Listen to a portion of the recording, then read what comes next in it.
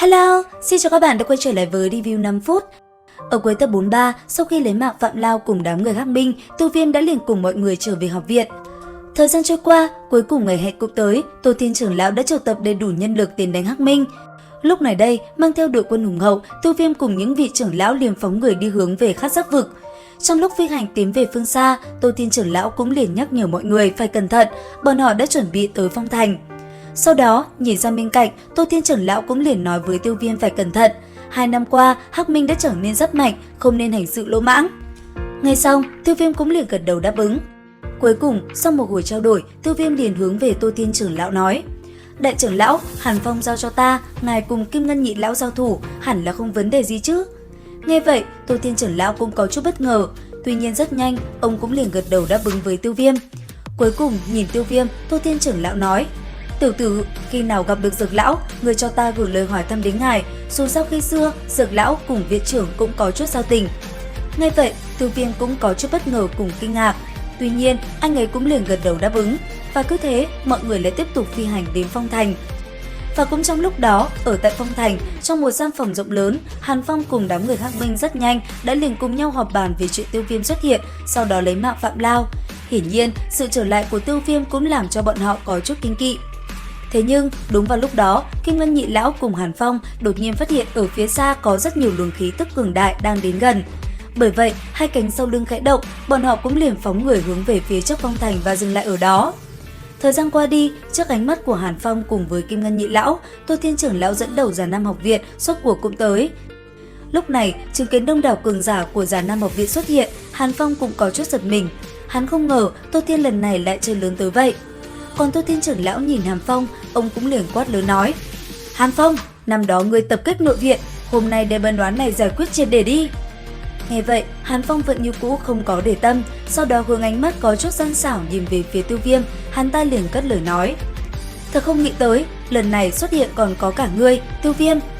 Ở phía đối diện, nghe lời Hàn Phong vừa nói, Tiêu Viêm liền cười đáp: Ha ha, 2 năm không gặp, nhìn ngươi ngày càng uy phong, năm đó ngươi có thể chạy thoát, thế nhưng hôm nay không biết ngươi còn có thể giữ được cái mạng này không? Nghe những lời này, Hàn Phong cười mỉa mai gằn giọng quát: Tiểu tử khá lắm, năm đó ngươi mượn lực lượng mới chiến thắng được ta mà thôi, có gì mà kiêu ngạo, lão bất tử, hắn vẫn ở trong cơ thể ngươi hay sao? Và đáp lại, Tiêu Viêm lạnh lùng nhìn Hàn Phong nói: Yên tâm, ngày hôm nay ta sẽ dùng lực lượng của chính mình giúp lão sư thanh lý môn hộ. Nghe vậy, sát ý tỏa ra, Hàn Phong gằn giọng quát: Chỉ sợ ngươi không có đủ tư cách đâu tiểu sư đệ. Ở phía xa, tất cả cường giả hai bên nghe thấy lời này của Hàn Phong, bọn họ cũng bất ngờ, mọi người đều biết Hàn Phong là đệ tử Dược lão. Nếu như hắn gọi Tiêu Viêm là tiểu sư đệ, vậy thì Tiêu Viêm cũng chính là đệ tử của Dược lão. Thế nhưng, hai người đệ tử này lại không giống như đồng môn bình thường, điều này làm mọi người có chút nghi hoặc.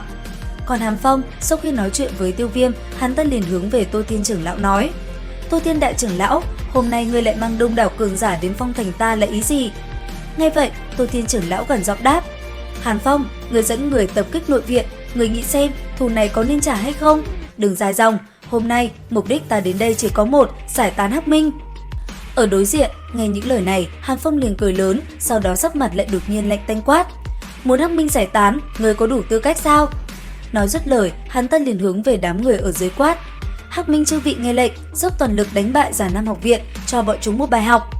Thấy thế, Tô Thiên trưởng lão cũng liền hô to nói: Các vị, đám người Khát Giáp vực năm đó tập kích nội viện, hôm nay chúng ta cùng nhau liều mạng. Tiêu Viêm, Hàn Phong giao cho ngươi. Nói dứt lời, ở hai bên rất nhanh, hai cánh sau lưng tất cả cường giả đã liền xuất hiện, sau đó đồng thời lao về phía trước nghênh đón địch nhân. Nhất thời, ở giữa không trung, một trận hỗn chiến đã liền diễn ra, từng đạo thân ảnh như tia chớp chỉ trong chốc lát đã liền cùng đối phương va chạm.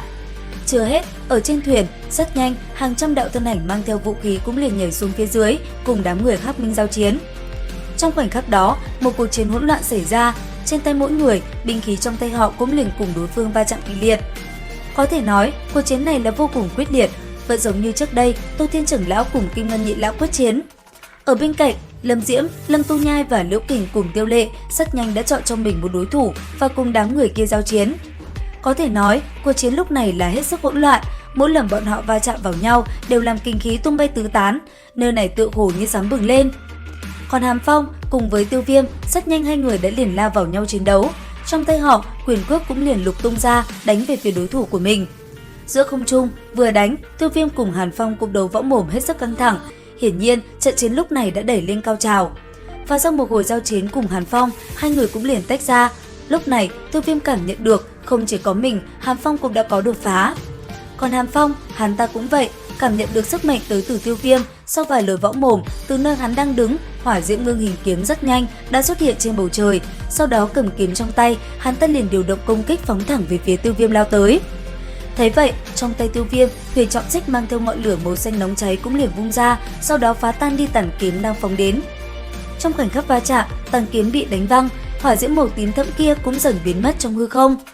Chứng kiến hỏa diễm mới trên người Tiêu Viêm vừa xuất hiện, Hàn Phong cũng có chút kinh ngạc. Thế nhưng ngay sau đó, hắn ta đã liền cầm kiếm lao thẳng về phía Tiêu Viêm và liên tục công kích khiến Tiêu Viêm chống đỡ cũng có chút vất vả. Giữa không trung, huyền trọng xích cùng trường kiếm liên tục va chạm, từng vụ nổ liên hồi bạo phát làm kinh khí tung bay tứ tán. Cuối cùng, sau khi hai lực lượng tới từ trường kiếm cùng huyền trọng xích va chạm, Hàn Phong cùng Tiêu Viêm lại một lần nữa tách ra. Lúc này đây, trường kiếm trong tay Hàn Phong đã biến mất. Hiển nhiên, trong lúc giao thủ, dị hỏa của Tiêu Viêm đã chiếm lợi thế. Thế nhưng, chiến đấu vẫn chưa dừng lại. Sau một hồi ngẫm nghĩ, bất chợt năng lượng trên người Hàn Phong chợt biến đổi. Lúc này đây, trên người hắn ta, một cỗ năng lượng cuồng bạo đã ầm ầm bạo phát, sau đó ngưng tụ lại. Đồng thời, trên miệng hắn cũng gầm lên quát: "Tiêu Viêm, trong 2 năm trở lại đây, ngươi là người đầu tiên buộc ta phải thể hiện ra thực lực chân chính của mình. Hôm nay, ngươi đừng mong rời khỏi đây." Ở phía xa, cảm nhận được lực lượng đã tiến vào đấu tông của Hàn Phong, ngay cả Tô Thiên cùng Kim Ngân Nhị Lão cũng phải kinh ngạc. Còn Tiêu Viêm nghe những lời Hàn Phong vừa nói, anh ấy ánh mắt lạnh lùng đáp: "Chỉ mới bước một chân vào đấu tông đã làm ngươi kiêu ngạo đến thế sao?" Nói dứt lời, trên tay Tiêu Viêm, huyền trọng xích rất nhanh đã tỏa ra một luồng năng lượng cuồng bạo, khiến đất trời như bị che phủ bởi màu xanh huyền bí. Lúc này đây, không gian như bị xé rách, hỏa diễm của hai người không ngừng bạo phát, làm nơi đây như sáng bừng lên. Cuối cùng, sau một hồi tích tụ lực lượng, gầm lên hét lớn, một đòn quang diệu ấn trong tay Hàn Phong cùng diệu phân lệ lạng xích trong tay Tiêu Viêm đã liền đánh thẳng về phía đối thủ của mình. Trong khoảnh khắc va chạm, một vụ nổ lại một lần nữa ầm ầm bạo phát, làm nơi đây rung động liên hồi, kinh khí tung bay tứ tán.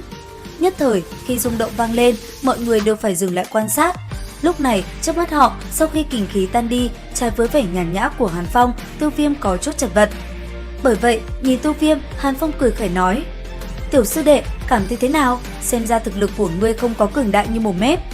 Nghe vậy, Tiêu Viêm đột nhiên cười nhẹ, sau đó đáp: "Hàn Phong, ngươi vui mừng quá sớm rồi." Nói dứt lời, trên tay Tiêu Viêm, đóa hỏa diễm có màu ngọc bích vô cùng thâm thúy cũng đã thành hình. Chứng kiến chuyện này, sắc mặt Hàn Phong có chút khó coi. Hắn ta phát hiện chính mình đã mắc bẫy của Tiêu Viêm, một đòn khi nãy chỉ là mồi nhử mà thôi. Còn Tiêu Viêm nở một nụ cười, cầm đóa hỏa liên có màu xanh biếc trong tay, anh ấy cũng liền đẩy nó thẳng về phía trước. Lúc này, chứng kiến hỏa liên đang lao tới, rất nhanh, hỏa diễm trên người Hàn Phong cũng bạo phát. Sau đó, một con hung thú cũng liền xuất hiện. Chỉ trong tích tắc, một đòn hải tâm huyễn thú ngưng tụ lực lượng kinh khủng đã liền đánh thẳng về đóa hỏa liên kia. Trong khoảnh khắc va chạm, một vụ nổ ầm vang khiến đất trời như bị xé rách, toàn bộ phong thành bị chấn động kịch liệt, kinh khí không ngừng tỏa ra khiến nơi đây bị dị tượng tàn phá nặng nề. Chứng kiến chuyện này, mọi người đều không khỏi kinh ngạc cùng với đó là sợ hãi. Cuối cùng, khi mọi thứ dần tan đi, Hàn Phong với khuôn mặt cháy đen cũng liền hiện ra. Lúc này, không thấy Tiêu Viêm đâu, hắn ta tưởng Tiêu Viêm bỏ mạng thì liền cười nhẹ. Thế nhưng đúng vào lúc đó, từ trong luồng năng lượng kia, Tiêu Viêm lại đột nhiên phi ra phóng thẳng tới Hàn Phong truy sát. Đến đây thì hết tập 44/5 đấu phá thương khung. Xin chào và hẹn gặp lại các bạn ở những video tiếp theo.